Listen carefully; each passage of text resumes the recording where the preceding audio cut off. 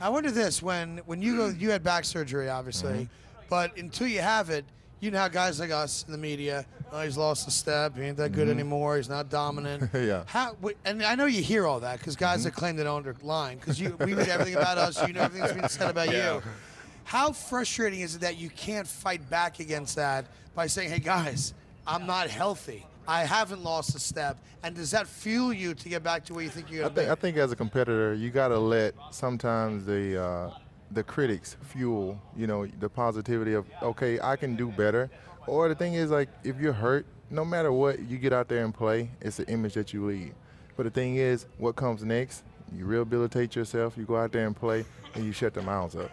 That's what you do. And the thing about it is when you left Dallas, because that was the whole thing. You were injured, and then Denver was looking for pass rushers, and they wanted a guy going opposite of Von Miller and everything else. And you guys make it to the Super Bowl. Right. Think about that. You're a year removed from the pinnacle, I would say, of your career. Right.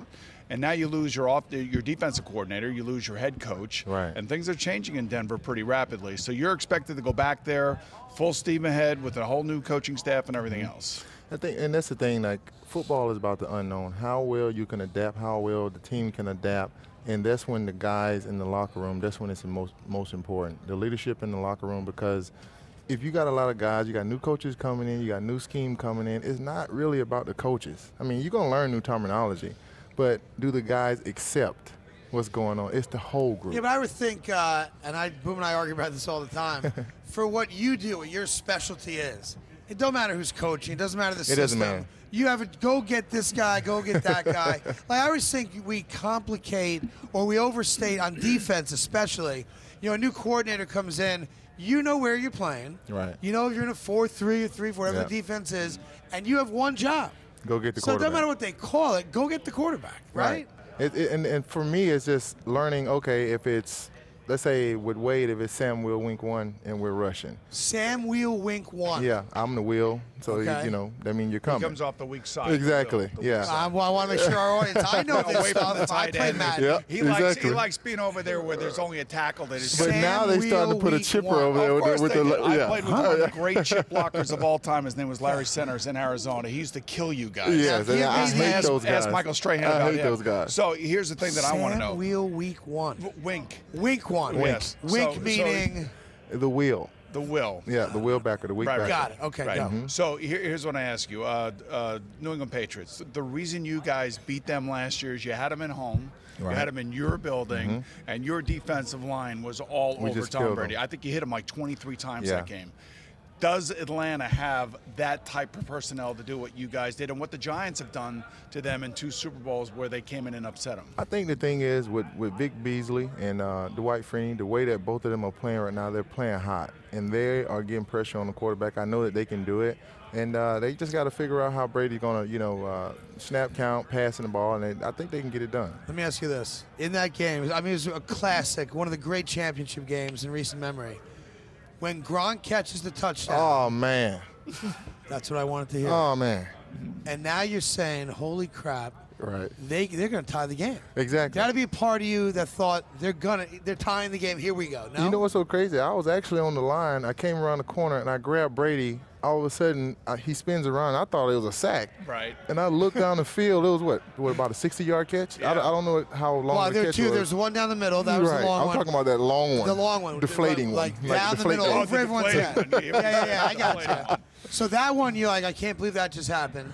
Then Gronk makes that crazy catch. Now, on the 2-point conversion. Right.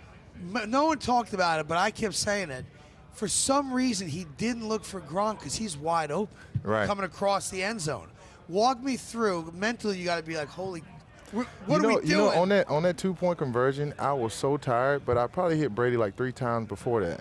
And so I ran to the sideline, and they were like, no, you get back out there. And I said, you guys are going to have to call timeout. And I'm sitting on the sideline, and I run back out there. They call timeout. I'm like, I can get some rest.